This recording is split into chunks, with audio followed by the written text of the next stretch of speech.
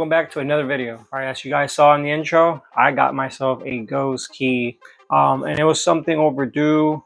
There's categories that I'm checking off the Integra, and security is one of them.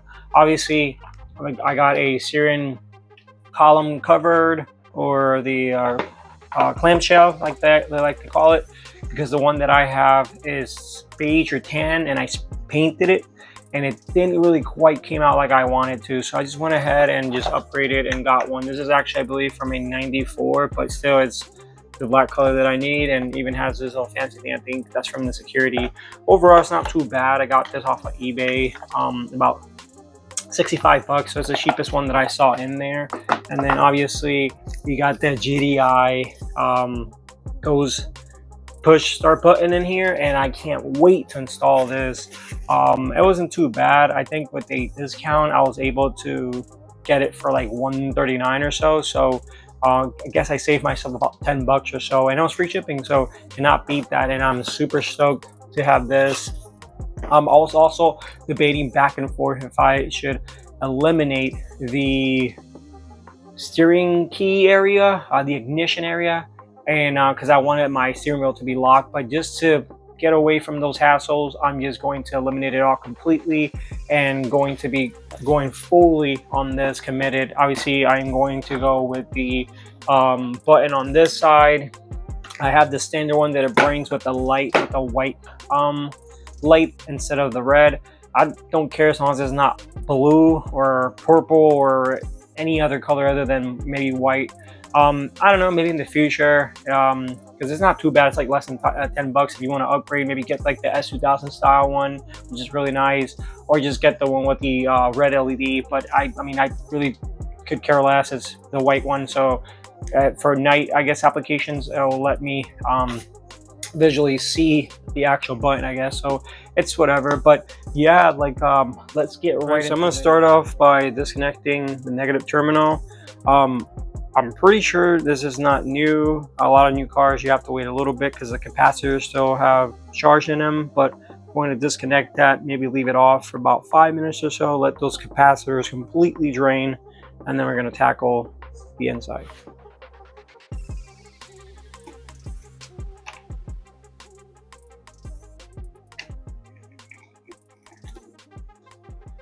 Alright, so you're going to remove this panel right here. It's going to consist of 3 screws, one there, one here, and then the other one's right down there. Once you remove that, we're going to be removing the clamshell, steering column cover, upper and lower, and consists of, I believe, 3 screws, but I have Allen bolts or Allen screws put in place just to help with minimizing theft. Even though it doesn't matter because you just pretty much yank this until it breaks. So yeah. All right, so now kind of hard to get in there. You're gonna remove, not sure if you can see it, maybe you can see my foot, but there's 2 temper bolts in there, or screws. We gotta remove those, usually chisel, channel locks, or just tapping it with a flathead will do the job.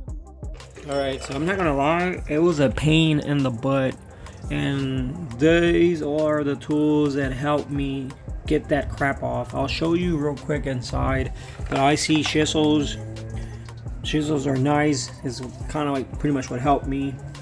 And I just got the mallet because I didn't want to hit the glass because it's super close, but this also helped me a lot. So let's just go. So right in. Don't forget to remove that kind of like bracket. Has like 3 10mm screws, and then bolts, sorry, and then you just remove it. It's right there. And let me show you guys real quick. It's right there. It was right there. I removed it, and this is the bracket, you guys can see, and then these are the bolts. You guys can see they're temper bolts, so obviously you can't take them out, so I had to pretty much beat them, but as you can see they came out. I used this because quick, I guess, advice when you're removing it, make sure you remove them at the same time. Don't just do one side, because when I did one side it kind of went lopsided like that, and it put a lot of pressure on this one. This one did not want to come out, so I ended up finding a kind of like a 12 mil, and then I pretty much bolted it back on in there, and then it took away some of that tension on this side, so I was able to take it off. So yeah, I just kind of do them at the same time, I guess, and it should be easier. But yeah, this was a pain. It probably took me like an hour to get that off. Now I'm going to be tracing. See, as you can see, it's already loose. But tracing all the wires and stuff so I can remove it. All right, so here we got the ignition system. You guys can see it is this whole piece right here. There's two brown plugs that connect to the inside. These ones right here, obviously it probably had an alarm system at some point. It's the only thing I can come up with, but these are the stubborn ones that you guys will have to fight with. As you can see, I chisel them out pretty much. It's kind of like rotating them, but yeah, here it is. And I'll be saving this just in case in the future. These, not to worry about them. I can either kind of like grind in the middle, or you can use it kind of like a flat washer, or I can just get bolts for it because it's pretty much they're 12 millimeters, so I can just replace it with bolts and call it a day. But yeah, so we are removing this, and I'm so glad. All right, so we removed the ignition system. You guys can see, took them all out, and then you're going to be removing right there. A brown plug goes right there, and then on the DC chassis, well, this 90, I believe 98 to 2001, but I'm pretty sure 94 to 95, 96 should be the same. And then this one top right here, once you do that, you'll see right here. So where is it? Should be a clip in there. Just make sure you pin it, or the clip is right there. Hold on to this bracket, and then it'll just slide right out. So that's the aftermath. That's the grease that they put in there. And that's probably to lock the steering wheel, as you guys can see. But yeah, so getting closer. Right, so we're gonna be unboxing this for you. And you're right here. Obviously, a thank you kind of card, more promos for their stuff with the QR codes. A couple stuff in there I want. Obviously, a business card, JDI, distributors. Thank you as well. You got the harness in here, as you guys can see. It's taking place of these brown wires, as you guys can see. Show you guys. Push start button, and these will obviously the standard ones with the white light, I believe, but you got your option of the blue, red, or maybe that S2000 style push start as well. We got the, I believe this is the kind of like the receiver or the scanner, where you kind of like swipe your key, and then it has enough slack in there for you to find a good spot for it. I believe this is for the pedal, for the stop pedal, the brake stop, I believe, and then you can splice it onto there.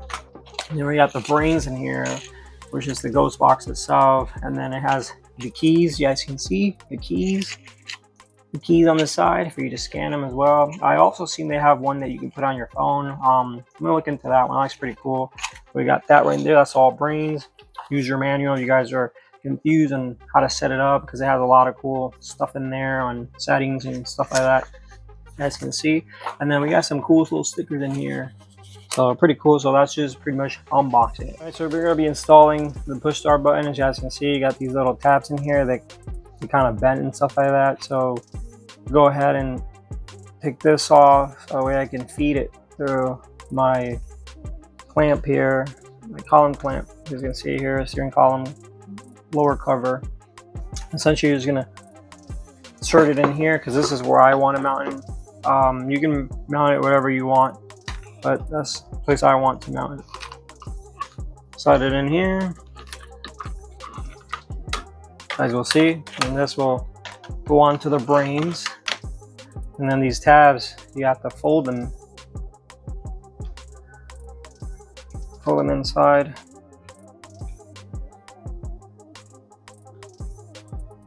Let's see.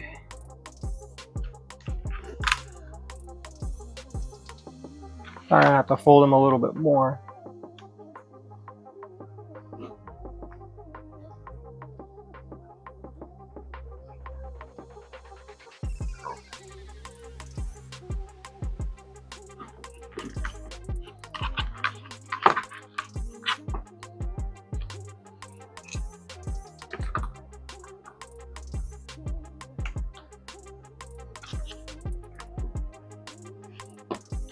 Make sure you put it the right way. I actually had it facing the other way.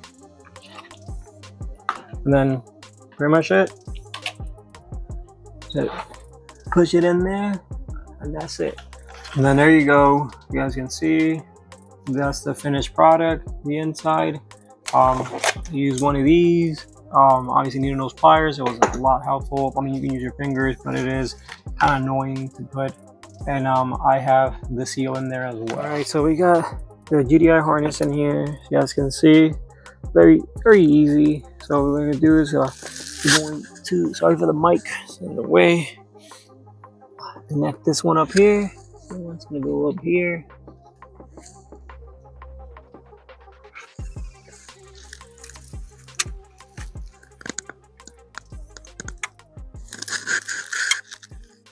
There.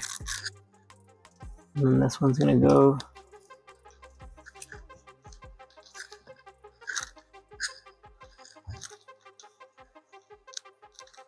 oops, sorry. There's one hand. Other brown one's gonna go up here.